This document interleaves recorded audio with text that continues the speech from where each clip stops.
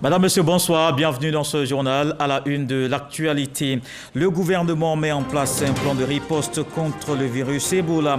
Plusieurs mécanismes mis en œuvre. La Côte d'Ivoire est suffisamment outillée pour freiner la menace, rassurent les autorités sanitaires.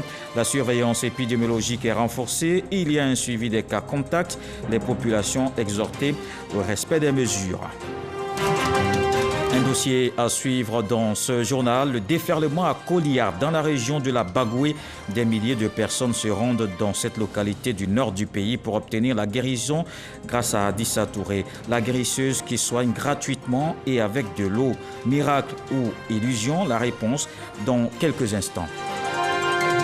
La place des enfants est à l'école. C'est le message de sensibilisation qui guide la tournée des équipes du Comité national de surveillance des actions de lutte contre le travail des enfants. Une vaste campagne sur les dangers liés à ce phénomène dans la région du Lodibois. Les parents exhortés à ne pas contraindre les enfants aux travaux champêtres. Et puis la tempête Henri a touché les côtes du nord-est des États-Unis ce dimanche. Les autorités multiplient les appels à la prudence face notamment au risque d'inondation et de coupure de courant. New York est en état d'urgence. Deux membres du gouvernement au front contre Ebola. Les ministres Vagondo Diomandé et Pierre Dimba étaient à Ouaninou. Ils ont multiplié les rencontres avec plusieurs couches de la société dans ce département. Une mission de sensibilisation des populations contre ces virus. Ils appellent au respect des mesures de lutte. Abou Sanogo. Préfecture du département de Ouaninou. Rencontre entre le ministre de la Santé, de l'Hygiène publique et de la couverture maladie universelle, Pierre Dimba, le ministre de l'Intérieur et de la Sécurité Vagondo Diomandé et le corps préfectoral, les élus et cadres, les forces de défense et de sécurité, les transporteurs et les opérateurs économiques.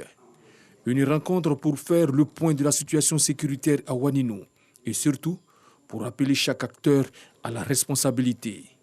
La mission conjointe de sensibilisation des populations contre la maladie à virus Ebola a invité les différents responsables à unir leurs forces pour que le cas découvert à Ouaninou soit le dernier. Pierre Dimba et Vagondo Diomandé ont insisté sur le respect des mesures édictées par le gouvernement. Nous avons donc donné des conseils sur l'attitude qu'il faut avoir face à cette maladie. Au-delà de la menace d'Ebola, c'est le virus de Marburg, c'est le coronavirus et c'est pour toutes ces raisons qu'il a plu au chef de l'État et au gouvernement de protéger les populations en fermant la frontière. Donc il faut qu'ils observent scrupuleusement ces mesures, les veilles sanitaires, mais surtout le contrôle des frontières vont s'accentuer avec donc les forces de l'ordre. L'objectif étant donc de vraiment traverser cette période difficile pour que les Ivoiriens soient en bonne santé. Nous sommes face à une situation qu'il faut gérer avec l'urgence qui s'impose. En tant que cadre, il nous revient donc de sensibiliser nos familles, nos parents, qui sont en première ligne parce que habiter une zone frontalière pour les amener à contribuer efficacement par leur comportement à la réussite justement de la prise en charge médicale de toutes les populations, à commencer par elles-mêmes. Les élus et cadres s'engagent à jouer leur partition dans la sensibilisation des populations. Nous allons renforcer la sécurité aux frontières, surtout par la sensibilisation, pour que toute personne qui rentre soit déclarée et tous ceux qui seront malades, qui vont avoir les symptômes de maux de tête, qu'ils se rendent rapidement à l'hôpital et saisir les médecins, saisir les infirmiers pour que vraiment ce cas soit très isolé et que ça ne se répète plus. Pour faire respecter les décisions du gouvernement, des moyens de mobilité seront mis à la disposition des forces de défense et de sécurité pour la surveillance des frontières terrestres entre la Côte d'Ivoire et la Guinée. Tout est donc mis en œuvre dans le cadre du plan de riposte contre Ebola. Le gouvernement a déployé les moyens. La question au cœur du Dimanche Magazine, sur 13h, Herman Guivet a reçu le directeur général de l'Institut national d'hygiène publique. Le professeur Joseph Beignet-Bivreau a fait le point. Je vous propose un extrait de l'entretien. La Côte d'Ivoire est-elle aujourd'hui suffisamment outillée pour faire face à la menace Ebola? Oui, la Côte d'Ivoire est suffisamment outillée. Nous n'avons qu'à faire le point de la situation depuis la déclaration de cette épidémie pour s'en convaincre. Le 12, cette patiente est arrivée à Abidjan. Le gouvernement ivoirien a été très prompt et cela a permis de réagir dans les 24 heures qui ont suivi la déclaration du cas. Je peux vous dire même qu'aujourd'hui, la vaccination à l'intérieur du pays a même commencé à Djokwe, à San Pedro également. C'est un plan de riposte qui repose sur plusieurs piliers, notamment le contrôle aux frontières. Depuis ce seul cas qui est positif, qui est le cas d'Ebola, il n'y a plus d'autres cas, les autres cas étant des cas suspects qui sont des cas négatifs. Alors la stratégie, il y a le contrôle aux frontières, c'est vraiment important. Ensuite, il y a la surveillance épidémiologique, aussi bien dans les établissements sanitaires que dans la communauté. Il y a également le renforcement du laboratoire et il y a le renforcement de la prise en charge. Aujourd'hui, nous avons un centre de traitement qui a été rénové, qui est au niveau du CHU de Treichville. Nous avons aussi un autre au niveau des Mans. Donc, c'est vous dire que c'est vraiment le plan qui est mis en œuvre. Mais en dehors de cela, il y a la sensibilisation. Il y a également le suivi des contacts. Notre objectif, c'est d'identifier tous les contacts et de pouvoir les suivre. En les suivant, nous prenons leur température 2 fois par jour. Nous voyons leur état de santé. Et je peux vous rassurer que tout ce que nous avons suivi jusqu'ici, leur état de santé est bon. Je voudrais m'adresser aux Ivoiriens pour dire à nos frères qui sont venus, qui sont arrivés ce 12 août en provenance de Ouanounou, qui sont venus de l'Abbé et qui sont passés par Ouanounou, où ils ont pris un car pour se rendre à Abidjan, de se signaler aux autorités sanitaires, de se signaler aux responsables de leur communauté. Parce que si nous arrivons à les identifier le plus rapidement possible, nous allons les prendre en charge et nous allons les vacciner.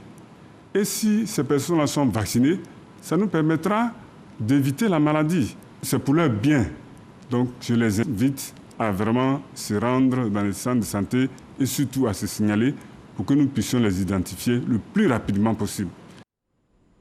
Et d'un virus à un autre, la Covid-19 ne recule pas. Il faut donc continuer de respecter les mesures de lutte contre la maladie.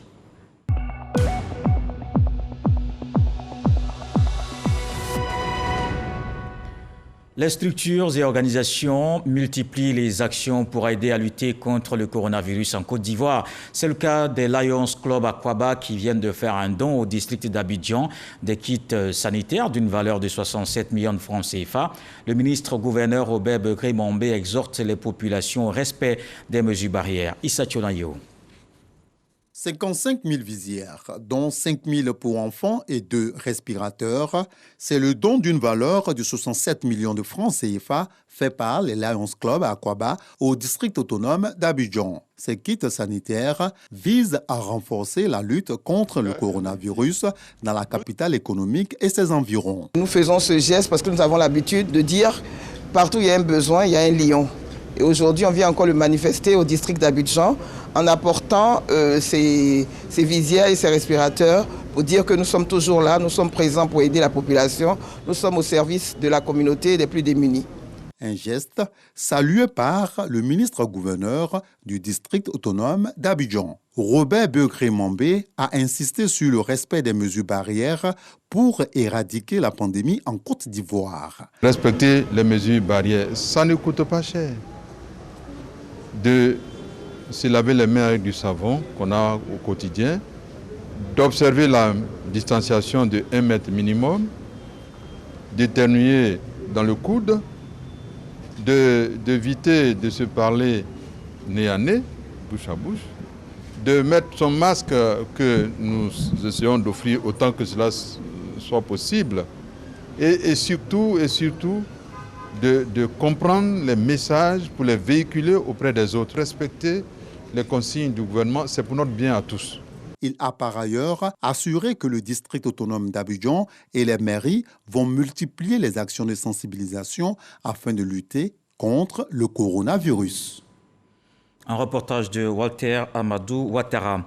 Voici ce qu'il convient d'appeler le phénomène Adissa. Des milliers de personnes convergent vers une ville de la région de la Bagoué, dans le nord du pays. Se rendre à Kolia avec pour un seul objectif, obtenir la guérison grâce à Adissa Touré. La guérisseuse soigne gratuitement et vous savez comment?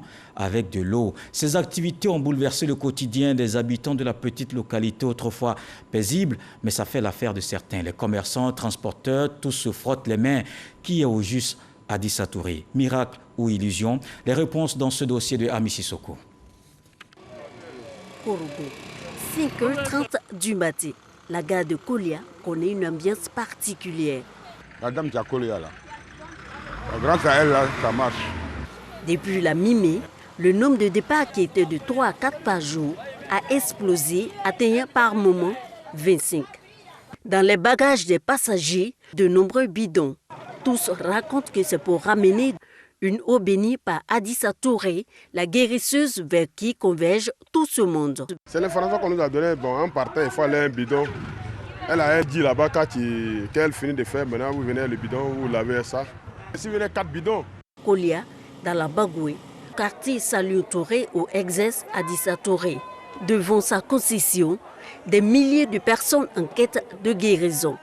Elles sont venues de toutes les régions du pays et même de la sous-région.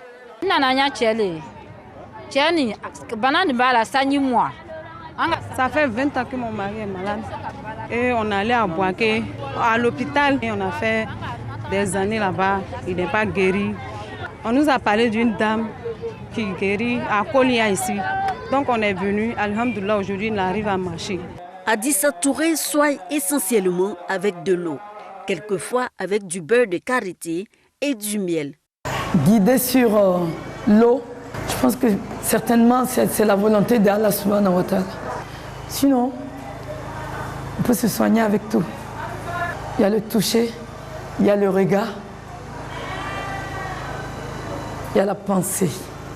Selon ses disciples et ses admirateurs, elle soigne toutes sortes de maladies, malformations, folie, surdité, stérilité et même celles dites incurables. Elle procède matin et soir à des séances d'exorcisme, d'imposition des mains et de prières pour chasser les esprits maléfiques. La foule est alors aspergée d'une eau bénite dont elle a seul le secret. Mais à la fois, elle a des bidons qu'on prend à 3 reprises pour se laver sur le site même. Vraiment pendant ces 3 jours et ça passe normalement. Vraiment, je n'arrivais même pas à marcher. Aujourd'hui, vous voyez, c'est arrêté. Je peux même rouler une moto, vélo, tout. Quand elle l'estime nécessaire, Adissa n'hésite pas à orienter certains malades vers l'hôpital public. Quelqu'un qui garde son malade, qui est affaibli, totalement affaibli, qui ne peut plus rien faire, et puis il l'amène. Ce n'est pas à moi de le garder. Je leur dis, ramenez vos malades à l'hôpital et puis venez prendre le nasi pour aller laver. Au moment des grands rassemblements à l'hôpital de Kolia, le nombre de patients connaît une nette augmentation. 300 à 400 malades par mois. Mais au jour d'aujourd'hui, selon le dernier bilan, on tend vers 500 à 600 malades. Tout ce qu'on fait, c'est dans l'intérêt de la population. C'est dans l'intérêt de la population. Et surtout que nous communiquons ensemble. En cas de souci, elle les réfère. On gère. Vous savez que la santé n'est pas que corporelle, la santé n'est pas que physique, la santé est aussi psychologique. Si un malade X estime qu'en allant chez Adissa, se porte mieux, c'est-à-dire que psychologiquement intègre, qu'il va mieux, alors pourquoi ne pas essayer de faire donc cette synergie entre Adissa et puis la médecine moderne? Adissa Touré vivait en France avant de s'installer à Abidjan, puis à Kolia, depuis maintenant 1 an. D'après ma mère, c'est depuis que je suis petite. Mais moi, en réalité, j'ai pris conscience il y a 5 ans. Je prenais ma voiture avec un seau d'eau que j'attachais en petit sachet. Je me promenais à Bobo, à Djamé, Yabougon, Trècheville. J'ai dit, venez prendre de l'eau, soignez-vous, ça va vous soigner, venez prendre. C'est comme ça que ça a commencé. Quand on nous dit qu'il y a des miracles, oui, nous connaissons plus ou moins le fonctionnement du pacte avec les génies. C'est des mirages, c'est des illusions, c'est des choses temporaires qui ne sont pas à perdurer parce qu'il faut que ceux qui vivent ces prétendus miracles-là viennent attirer d'autres personnes. Je reçois seulement des témoignages qui disent quoi? Qui me confortent dans ma position pour dire que ce n'est pas islamique.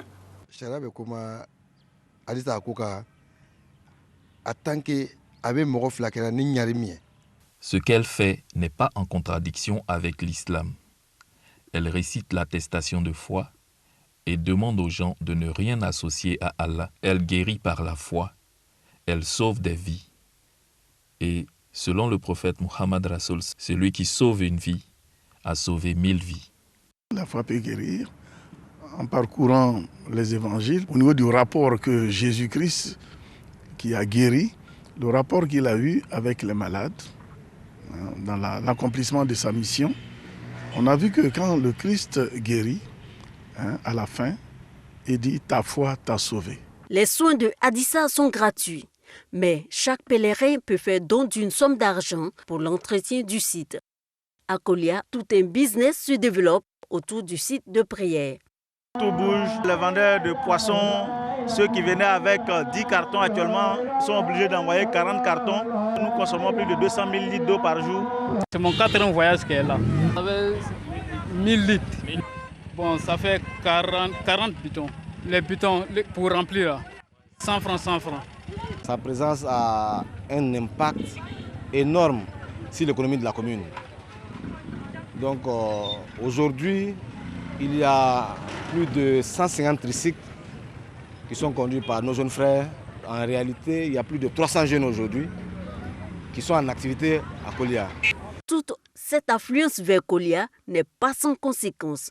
Elle engendre beaucoup d'accidents de circulation. 80% des interventions aujourd'hui dans la région, on peut le dire que c'est sur l'axe Korogo-Bundiali et Bundiali-Kolia. Nous avons fait le déplacement pour venir la voir elle-même, pour qu'elle puisse passer le message de sensibilisation, pour dire aux usagers d'aller doucement. Actualité oblige. La pandémie à coronavirus est également à l'ordre du jour. On leur avait dit de porter le cache-nez. Il y a une responsabilité qui est là aujourd'hui. Il faut une éducation.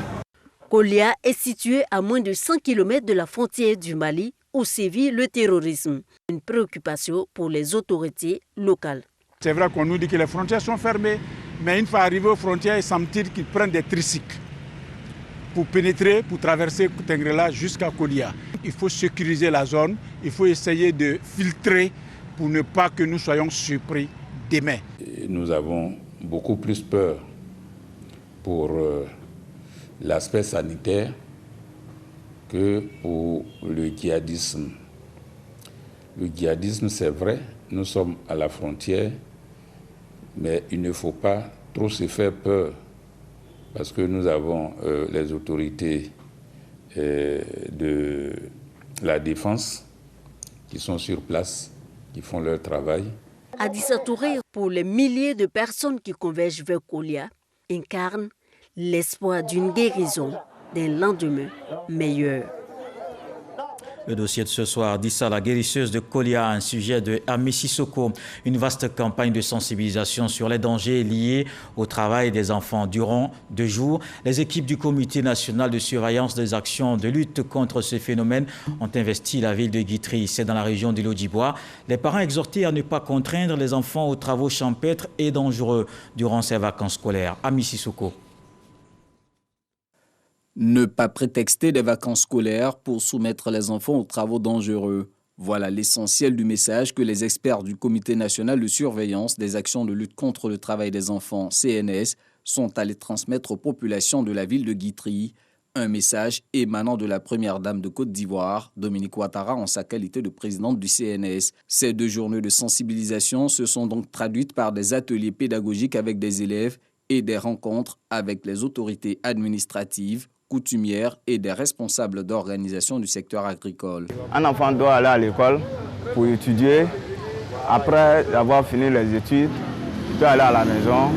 Mais je n'oblige pas mon enfant d'aller au travail.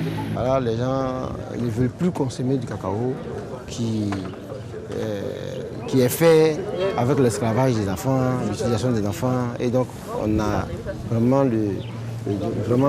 on doit sensibiliser. On doit tout faire pour que le cacao soit propre. La sensibilisation, nous, on a bien retenu. Et ça nous aide. Ça nous aide par rapport à nos enfants. C'est-à-dire un enfant qui ne connaît rien, tu vas le manœuvrer. Quand même, nous ne sommes plus à l'époque des travaux forcés.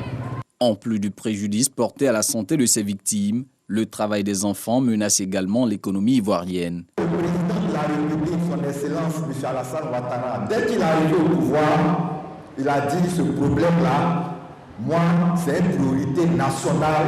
Il faut que je mette tout en œuvre pour que ça cesse. Ceux qui achètent notre cacao disent que ce sont les enfants, vos enfants, ou les enfants venus d'ailleurs que vous utilisez pour produire le cacao. Donc pour cette raison, ils nous menacent, ils ne veulent plus acheter notre cacao. Mais si on n'achète plus le cacao, qu'est-ce qu'on va devenir? Cette campagne de sensibilisation a aussi été marquée par une séance de dépistage des pathologies telles que le diabète, la Covid-19 et l'hypertension artérielle. Séance de dépistage gracieusement offerte aux populations par le député maire de Guitry, Patricia Sylvie Yao, par ailleurs directrice de cabinet de la première dame de Côte d'Ivoire. Comme on l'a vu dans ce reportage de Mahama Traoré, la place des enfants est donc à l'école. Se former pour contribuer au développement de la Côte d'Ivoire. Le développement qui est en marche dans le Folon. La circulation des biens et des personnes s'améliore dans la région. Les travaux de bitumage de plusieurs axes routiers sont en cours. 2 projets d'une valeur de plus de 200 milliards de francs CFA d'investissement. Le reportage de Soro Corona. Le tronçon Odiéné-Kabangoué-Tienkou, frontière du Mali, long de 92 km. Un calvaire pour les usagers de cette route. Bientôt, un lointain souvenir. Quand il pleut comme ça, on ne peut pas circuler. Voilà, les voies sont complètement bouchées. Quand on quitte là-bas vers les 9h, souvent on rentre là-bas vers les 20h ou vers 21h. C'est un problème de la voie, quoi. La voie est trop gâtée. Lorsque vous devez prendre cette route entre Odiéné et frontière du Mali, vous pouvez faire 2 jours sur la route et vous perdez en économie. La grue en pleine activité sur l'as Odiéné-Samatigila-Tienkou, frontière du Mali, long de 120 km. Cette machine s'active pour couler le béton des dallots. Ainsi, les travaux de bitumage à des as Odiéné-Samatigila-Tienkou, frontière du Mali, Odiéné-Minigna, frontière de la Guinée, sont lancés. Ces travaux se déroulent bien et visent à désenclaver la région du Folon. Les travaux de bitumage de la A7 d'Odiéné jusqu'à la frontière du Mali est une réalité. Aussi de Odiéné, kilomètre 44, jusqu'à la frontière Guinée-Mali est aussi une réalité. Ces difficultés réduisent le sort de la région du Folon. Les balancements électriques, là, ça gâte les voitures. Il y a beaucoup de cadres qui n'osaient pas affronter la route parce que c'était dangereux. Et puis avec l'état de la route, il y avait des coupeurs de la route. Avec un taux de réalisation de 25%, selon les techniciens du BINET, la circulation s'améliore. Les populations pouvaient rester bloquées pendant des jours, ne pouvant pas passer. Aujourd'hui, sur le terrain, nous constatons que des ponts sont en train d'être faits pour régler tous ces problèmes. Aujourd'hui, on met 2 heures sur la route, donc c'est vraiment un gain de temps. Et puis, en même temps, de l'économie pour notre poche, parce que les voitures ne sont plus trop mises à l'épreuve. Les usagers et les populations saluent ces 2 projets gouvernementaux qui interviennent comme un soulagement et un outil de développement. Avec le président Alassane Ouattara, nous notons une avancée considérable du développement dans la région. Avec le bitumage de l'as Bundiali-Odiéné et des 2 autres axes en cours de réalisation, c'est le district du Denguélé qui rattrape le développement de plusieurs années de retard. Le bitumage de ces 2 axes est financé par l'État de Côte d'Ivoire et la Banque mondiale. Ces travaux coûtent plus de 200 milliards de francs CFA. En culture, le village de Dabré, c'est dans le département d'Alépé qui abrite la première édition du Festigua, un événement qui vise à promouvoir le riche patrimoine culturel de ce peuple. Pendant 7 jours, le talent artistique, musical, culinaire et ludique mis en exergue. Une rencontre placée sous le parrainage du directeur général de la RTI, Fosséni Dambélé. Le ministre de l'Enseignement supérieur rencontre le collectif des serviteurs de Dieu. C'était dans la commune de Yopougon. Ces guides religieux expriment leur reconnaissance à Adama Diawara pour ses actions en faveur des couches vulnérables. Une occasion saisie par le ministre pour appeler à la cohésion sociale. Salima Toudia. Place Figayo Yopougon, au rythme des grands événements festifs, dont s'ensuit des sonorités variées, les populations savourent la joie d'une rencontre de reconnaissance.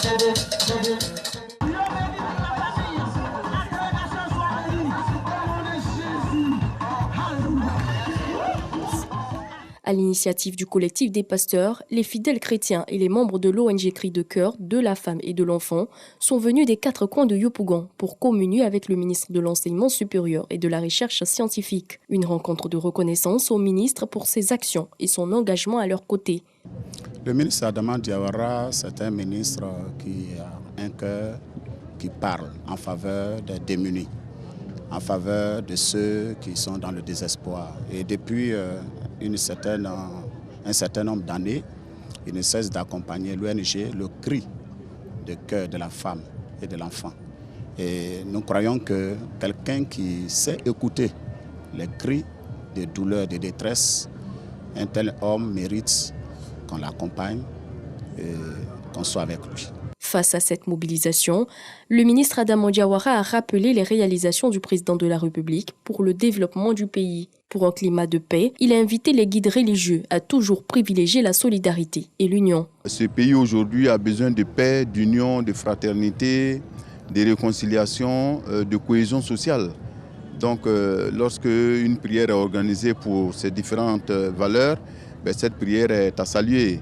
Et également, la prière a été faite à l'endroit des dirigeants de ce pays. Vous savez, les dirigeants d'une nation telle que la nôtre ont besoin d'être inspirés au quotidien par le Tout-Puissant pour pouvoir mener à bon port leur nation. Adama Diawara a réitéré son engagement à soutenir davantage les populations et à œuvrer pour le développement de la commune de Yopougon. Un don de 6 millions de francs CFA a été fait au corps de Christ et aux ONG. Jubilé d'émeraude pour Monseigneur Marie-Daniel Dadier. L'archevêque métropolitain de Korogo a 40 ans de sacerdoce au service de l'Église. C'est un homme caractérisé par la mission de paix qu'il professait partout où le devoir l'appelait. Il a été célébré dans sa ville d'origine d'Ivo par ses enfants spirituels, amis et coreligionnaires. Prières et célébrations à la paroisse Saint-Pierre de Divo. Dans le reste de l'actualité, comme tous les dimanches, on fait le tour de ce qui a marqué cette semaine d'informations dans le monde. C'est dans le 7 sur 7 avec Alexis Ouedraogo.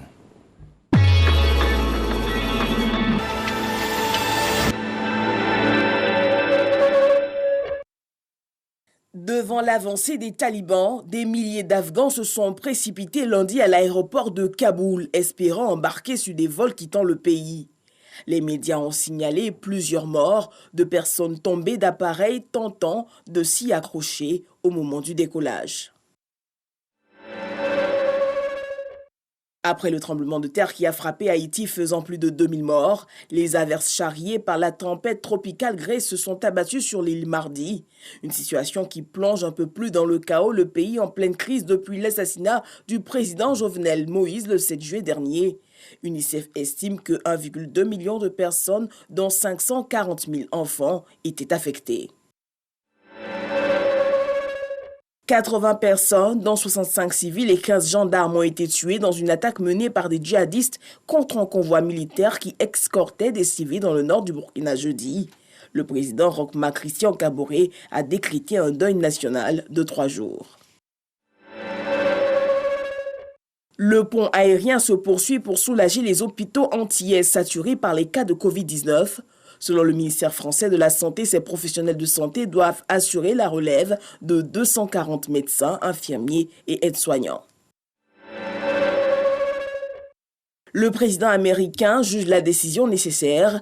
Une 3e dose de vaccin à compter du 20 septembre. La mesure va concerner les soignants et les hôpitaux travaillant dans les maisons de retraite, ainsi que les personnes âgées. Le pays enregistre face à la 3e vague 809 décès en moyenne chaque jour, soit une hausse de 97% en 2 semaines. Alors que les pourparlers politiques sont annoncés, les évacuations organisées par les États-Unis et plusieurs pays européens se poursuivent dans des conditions difficiles. Le cofondateur et numéro 2 des talibans, le Mollah Abdul Ghani, est arrivé samedi à Kaboul pour des pourparlers avec les membres du gouvernement et des responsables politiques en vue de la constitution d'un nouveau gouvernement. La tempête Henri poursuit son avancée ce dimanche vers le littoral du nord-est des États-Unis, contraignant des millions d'habitants à se préparer à l'arrivée de rafales de vent jusqu'à 120 km/h, avec une quinzaine de centimètres de pluie attendue en quelques heures.